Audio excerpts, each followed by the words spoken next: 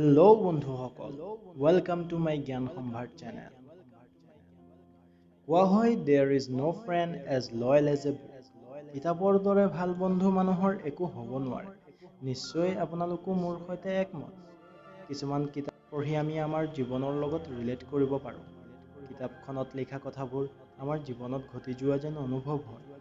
আপোনালোকৰো নিশ্চয় কেতিয়াবা তেনে অনুভৱ হৈছে।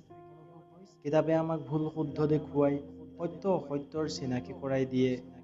কিছুমান কিতাপে ভাল পথ প্ৰদৰ্শক হিচাপেও কাম কৰে। আমাৰ কি কোৱালিটি আছে, কাৰ কিমান এবিলিটি আছে, এক কথাত ক'বলৈ গ'লে আইনাৰ দৰে আমাক নিজৰ লগত পৰিচয় কৰাই দিয়ে। আমি ক'ত আছোঁ আৰু ক'লৈ যাব পাৰোঁ, আদেশ উপদেশ কিতাপৰ পৰা পাওঁ। কিতাপে আমাৰ আত্মবিশ্বাস বঢ়ায়, সদায় নতুন নতুন কাম কৰিবলৈ প্ৰেৰণা যোগায়। কিতাপ এখনত এজন লিখকৰ গোটেই জীৱনৰ এক্সপিৰিয়েঞ্চ, তেওঁৰ জ্ঞান লিপিবদ্ধ হৈ থাকে।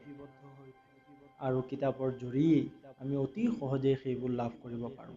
সেইকাৰণেই আমি আমাৰ কিতাপ পঢ়াৰ অভ্যাস ডেভেলপ কৰা উচিত। আজি মই আপোনালোকৰ বাবে দুখন কিতাপ লৈ আহিছোঁ, যি দুখন কিতাপে আপোনালোকৰ কমিউনিকেশ্যন স্কিল ইম্প্ৰুভ কৰাত সহায় কৰিব, লগতে আপোনালোকৰ জীৱনত উন্নতিৰ পথত আগবাঢ়ি যোৱাত সহায় কৰিব।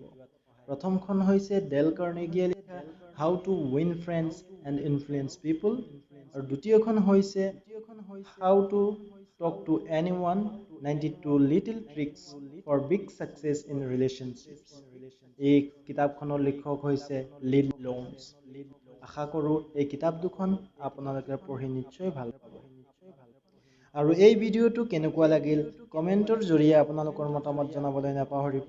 আৰু আমাৰ এই কাম যদি আপোনালোকৰ ভাল লাগে তেনেহ'লে লাইক কৰিব, আমাৰ চেনেলটোক ছাবস্ক্ৰাইব কৰিব, লগতে বেল আইকনটোত ক্লিক কৰি দিব। আৰু যিসকলে এই কিতাপখন কিনি লোৱাত অসুবিধা হয় তেওঁলোকে গুগল প্লে ষ্ট'ৰৰ পৰাও ডাউনলোড কৰি পঢ়িব পাৰে। এতিয়া আপোনালোকৰ পৰা বিদায় লৈছোঁ। আকৌ এনেকৈয়ে নতুন এটা ভিডিঅ' লৈ আহিম আপোনালোকৰ মাজলৈ। তেতিয়ালৈকে keep learning, keep growing. Thank you for ৱাচিং।